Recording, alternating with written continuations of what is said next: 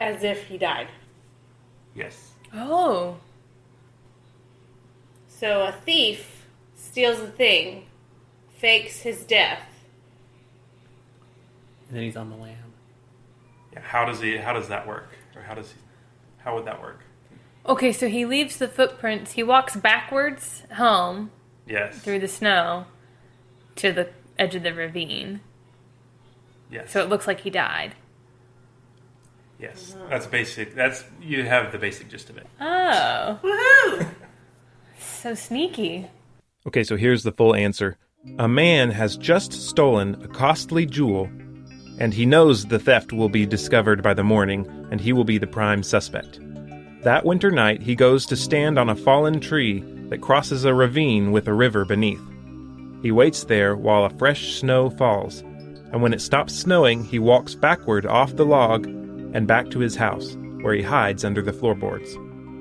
When the crime is discovered the following morning and the police arrive, they trace his footprints from his house through the woods and onto the log, where they stop halfway. Assuming he fell, they conduct a search of the river, and though they find nothing, they assume he died from the fall and freezing water. Once the snow melts, the man makes his escape. Whoa, is that a true story? A faraway look falls on the old man's face, and he smiles slightly. It's the story of someone I once knew, long ago. Who am I kidding? It was me. I stole it. Pretty neat, huh? Oh, hello there.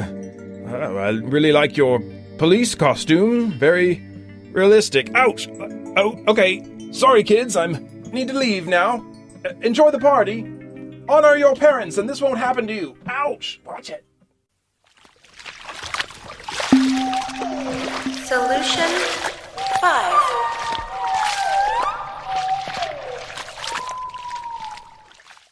Mask of the Red Death Punch. Finally, the poisoning of poor Sherlock Holmes. I'll do my best to walk you through the logic of this one, so buckle up. Laura from New Hampshire was, I believe, the only one to send in a complete correct answer, so kudos to her. I don't know what a kudo is, but you can have all of them, Laura, so here we go on the solution. First of all, you kind of have to start by knowing what you're looking for. We know Sherlock had poison in his cup. We also have this statement from Caroline. I saw the poison being added. Someone pulled out a small vial and poured a clear liquid into a cup that was sitting on a ledge. I just rolled my eyes at first. Someone spiking their own punch, I thought. But then I noticed that they turned away from the ledge and were already holding a cup of their own. Although she could theoretically be lying here, the fact that she included a second person into her story means she was opening herself up to being contradicted. And as we were told in the original puzzle, the culprit would be trying to lie as little as possible to avoid falling under suspicion, so we can take her statement as valid. Plus, it falls in line with Evelyn's statement. Until that Sherlock Holmes decided to put his drink down and play a Mendelssohn solo on the violin. This confirms that Sherlock left his drink unattended. So, further in Caroline's statement, we hear this. I asked someone next to me who was wearing some kind of mouse mask. They didn't get a very good look either, but said they saw the side or the back of the mask and it was either yellow or green. So we know two things about the killer. One, he or she had a drink, since they turned around and were already carrying one of their own. Second, they had a mask that was either yellow or green. So we'll need to start figuring out who is who around here. Well, all of the different characters are mentioned explicitly throughout the statements, and they are the following: Wonder Woman, who we already know was Sherlock, Bugs Bunny, Darth Vader, Big Bird, Woody Woodpecker, Frankenstein's monster, Yoda, Pikachu, and Iron Man.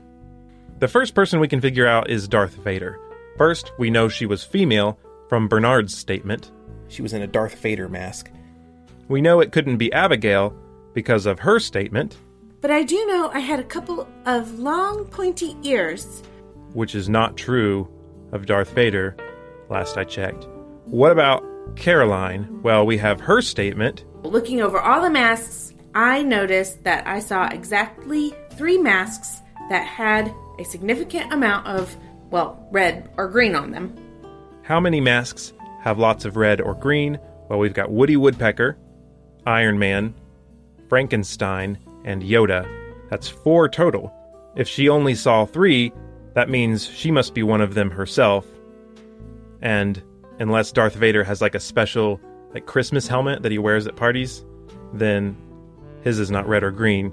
So that rules out Darth Vader for Caroline. What about Evelyn? Here's part of her statement. Until a couple of robot-looking things stood near me. The only 2 characters that could reasonably be described as robot-looking things are Darth Vader and Iron Man. Possibly Frankenstein's monster, but she mentions that one elsewhere in her statement. So if she saw Darth Vader, then she wasn't Darth Vader.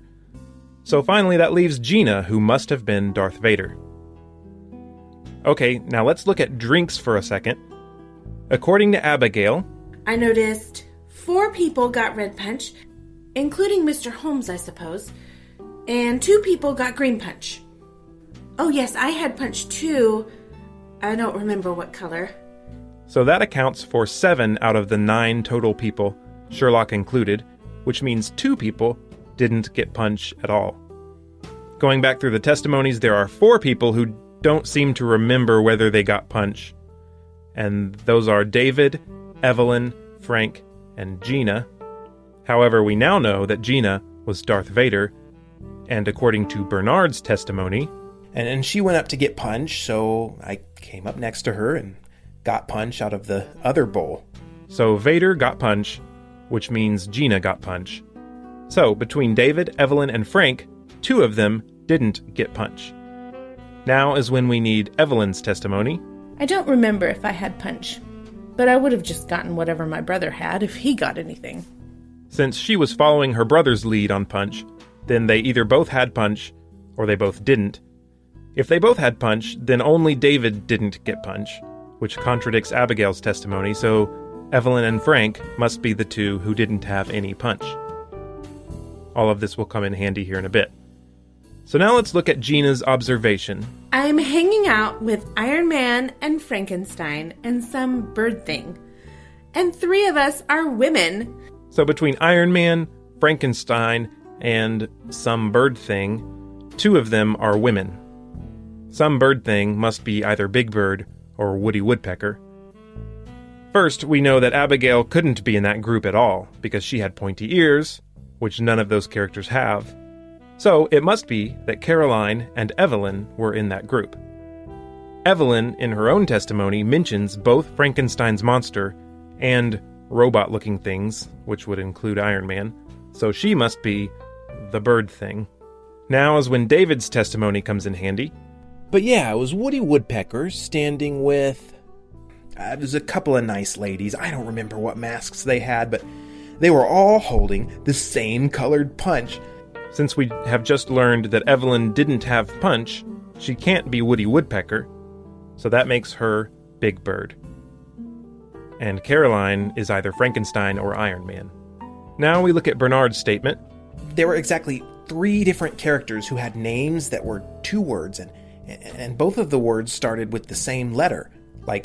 Wonder Woman was one of them, and Bugs Bunny, and I don't really remember the other one, sorry.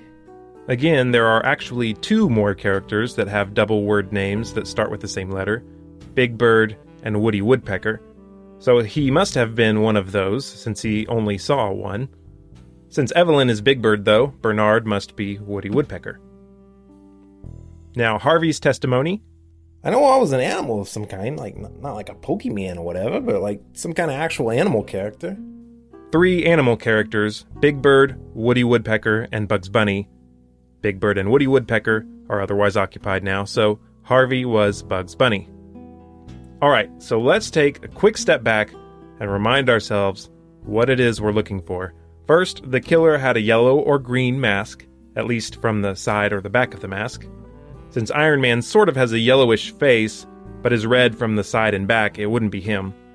We also remember that Caroline asked the person next to her, who was wearing some kind of mouse mask. The reasonable assumption there is that she was talking about Pikachu. So the remaining yellow or green masks are Frankenstein, Yoda, or Big Bird. Evelyn is Big Bird, but the killer was holding Punch, and Evelyn didn't have any, so we remove her from suspicion, leaving Frankenstein or Yoda. So who do we have left? Abigail, Caroline, David, and Frank. The remaining characters are Iron Man, Frankenstein, Pikachu, and Yoda. Abigail had pointy ears, which means she is either Pikachu or Yoda. Caroline, as in our previous analysis, is either Iron Man or Frankenstein.